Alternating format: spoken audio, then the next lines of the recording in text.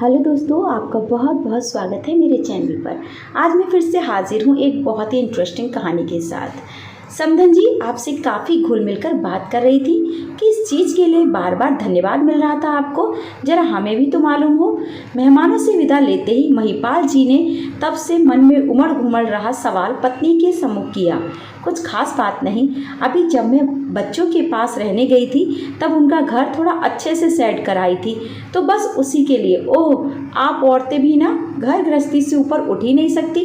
उठेंगी कैसे? आप जैसे मर्द उन्हें उठने का मौका दे तब ना।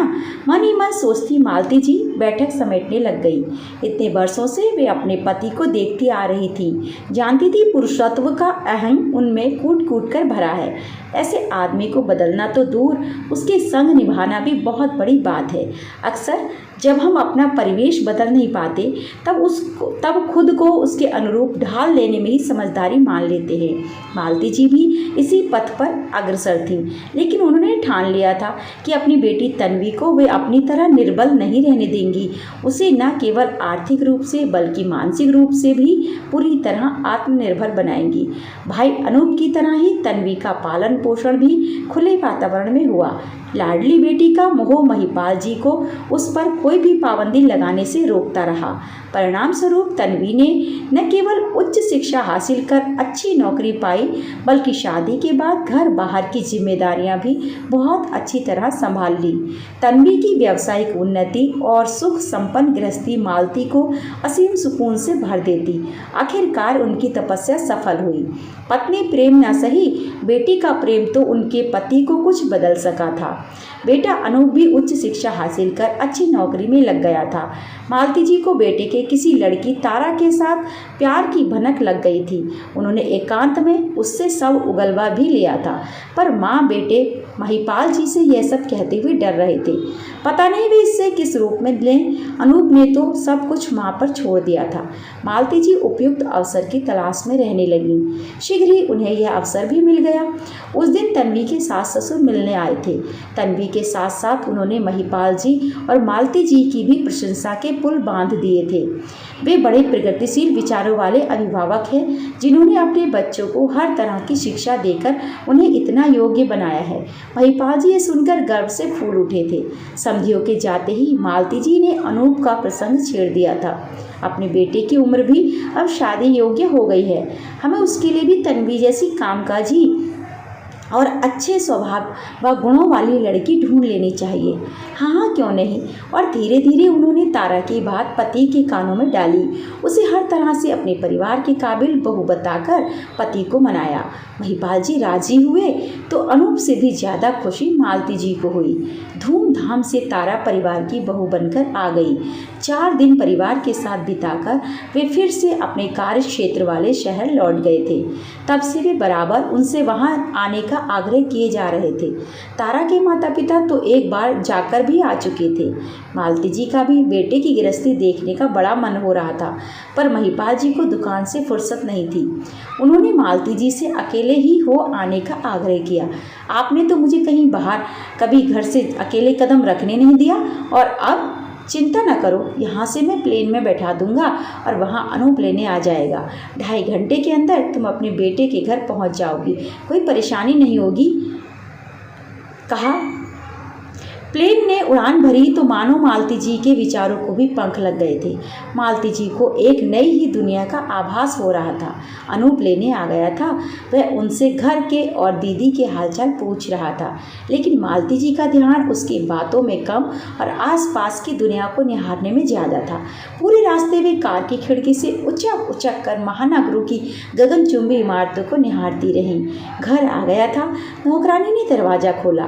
तारा कहाँ है? एक ही राउंड में 2 बेडरूम का छोटा सा घर घूम लेने के बाद मालती जी ने पूछा था। ऑफिस चली गई मम्मी, मैंने रास्ते में बताया तो था कि उसका जल्दी का टाइम है, इसलिए वह सुबह 7 बजे तक निकल जाती है, और ऑफिस दूर है इसलिए वह 7:30 तक अवश्य निकल जाती है। अब मैं नहाकर निकलता हूँ, बाई आपको चाय नाश्ता दे देगी। खाना भी बनाकर रख जाएगी। तारा रात 8 बजे लौटेगी और मैं 9 बजे। आप तब तक आराम करना, टीवी देखना। कहते कहते अनूप बाथरूम में घुस गया। मालती जी जिस उत्साह से आई थी, यहाँ घर की हालत देखकर वो सारा उत्साह ठंडा पड़ गया। सारा घर बेतरतीबी से बिखरा हुआ था। यहाँ वहाँ कपड़े, किताबें, अखबार बिखरे पड़े थे। टेबल और बेड पर जूठे कप गिलास के निशान बने हुए थे। बाई ने जूठे कप गिलास उठाकर धो डाले थे। झाड़ू पोछा भी कर डाला था, पर वे निशान अभी तक मालती को मुंह चिढ़ा रहे थे। मालती जी दूसरे बाथरूम से नहा धोकर निकली। तब तक बाई जा चुकी थी और अनूप निकलने की तैयारी में था। वह उन्हीं के लिए रुका हुआ था। अच्छा माँ, शाम को मिलते हैं कहकर वह भी निकल गया। मालती जी एक पल को तो खाली घर में ठगी सी खड़ी रह गई, पर दूसरे ही पल उन्हें खुद पर ही हंसी आने लग गई। इतनी ऊंची उड़ान भरकर आ रही हूँ, पर सोच अभी तक छोटी की छोटी ही रही। अरे जब पति पत्नी सुबह ही काम पर निकल जाते हैं, यह तब तो होना ही था। क्या उन्हें पहले से अंदाज़ा नहीं लगाने लेना चाहिए था कि घर की हालत ऐसी होगी, सोचा मालती जी ने। अच्छा हुआ महिपाल जी साथ नहीं हैं, वरना वह उन्हें संभालती है घर को। चाय नाश्ता करके मालती जी काम में जुट गई। शाम तक घर चमचमाने लगा था। उन्होंने डिनर तैयार किया और बच्चों की राह देखने लगी। पहले तारा लौटी, उसने मालती जी के चरण स्पर्श किए, कुशल क्षेम पूछी। इस दौरान एक उचटती सी दृष्टि सुव्यवस्थित घर पर डाली और अपने बेडरूम में चली गई। मालती जी ने खुद को उसकी जगह पर रखकर सोचा तो उन्हें उसका व्यवहार अटपटा नहीं लगा। वे अनूप का इंतजार करने लगी। अनूप आया तो घर का काया पलट देखकर खुश भी हुआ और माँ पर नाराज भी होने लगा। क्या माँ, मैं आपको आराम करने को कहकर गया था, पर आप तो सारा दिन काम में लगी रही। अरे कोई बस या ट्रेन से थोड़ी आई हूँ जो थकान होगी और आराम की जरूरत पड़ेगी। फिर ये सब करने की तो मुझे बरसों से आदत है बेटा। अच्छा अब अपने रूम में जा, तारा भी आ गई है, फ्रेश हो ले। खाना खाने का मन हो तब मुझे बुला लेना। खाने के दौरान भी कोई विशेष बातचीत नहीं हुई। खाना तारा ने ही लगाया और समेटा भी। जल्दी ही सब सोने चले गए थे। मालती जी बिस्तर पर लेटी देर तक सोच विचार में डूबी रही। मन्ना चाहते हुए भी खुद का आकलन करने लगा। तारा प्रोफेशनली साउंड है, इसमें कोई शक नहीं था, तभी तो इतनी बड़ी कंपनी में इतने ऊंचे पद पर कार्यरत थी। लेकिन घर गृहस्थी के मामले में कच्ची है। अब यह ज़रूरी तो नहीं कि हर लड़की तन्वी की तरह घर बाहर दोनों ही मोर्चे बखूबी संभाल ले। खुद वे घर अच्छी तरह संभाल सकती हैं, पर बस मात्र वही तो अपनी इन्हीं कमज़ोरियों और आज के समाज की बदलती आवश्यकताओं के मद्देनज़र रखते हुए ही तो उन्होंने तन्वी को हर तरह से योग्य और सक्षम बनाया था। उसे अच्छा खाना बनाना और घर संभालना तो सिखाया ही, स्त्री होते हुए भी उसे कुछ पुरुष के क्षेत्राधिकार में माने जाने वाले गुण भी और ड्राइविंग, सेल्फ डिफेंसिंग भी सिखाई। पर तन्वी की माँ कहलाने पर उन्हें जिस गर्व का एहसास होता है, आज वैसा एहसास अनूप की माँ कहलाने पर क्यों नहीं हो रहा है। इसका मतलब अनूप की शिक्षा दीक्षा में उनसे अवश्य ही कोई कमी रह गई है और उसी कमी का एहसास आज उन्हें खुलकर हो रहा है।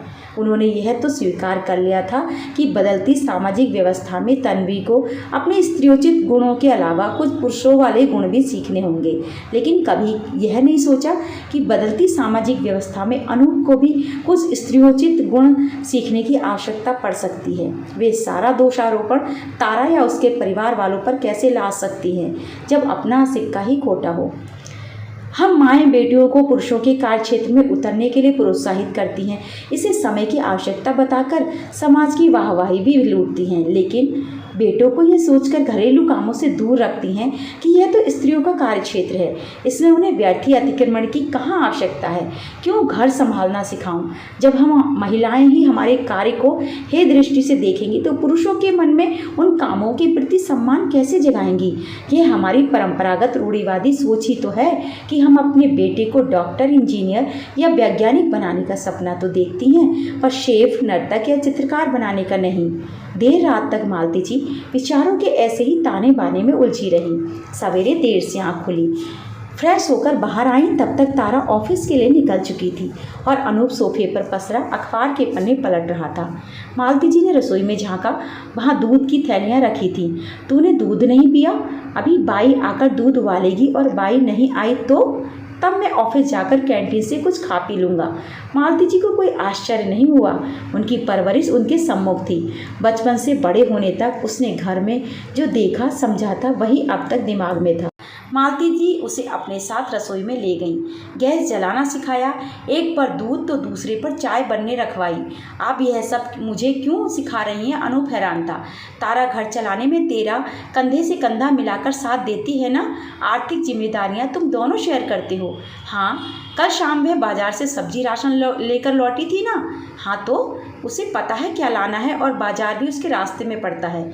जब वह तुम्हारी जिम्मेदारियां बांट सकती है बेटा, तो तुम उसकी क्यों नहीं? पर मुझे यह सब कहाँ आता है माँ, घर पर पापा भी तो नहीं करते हैं। हमारा ज़माना अलग था बेटा, स्त्री पुरुष के कार्य क्षेत्र स्पष्ट विभाजित थे और वे उसमें संतुष्ट भी थे। अब ज़माना बदल गया है, आवश्यकताएं बदल गई हैं, तो उसके अनुसार ही सामाजिक व्यवस्था भी बदल रही है। क्या तुम चाहते हो कि तारा नौकरी छोड़कर घर बैठ जाए, मेरी तरह मात्र चूल्हा चौका संभाले?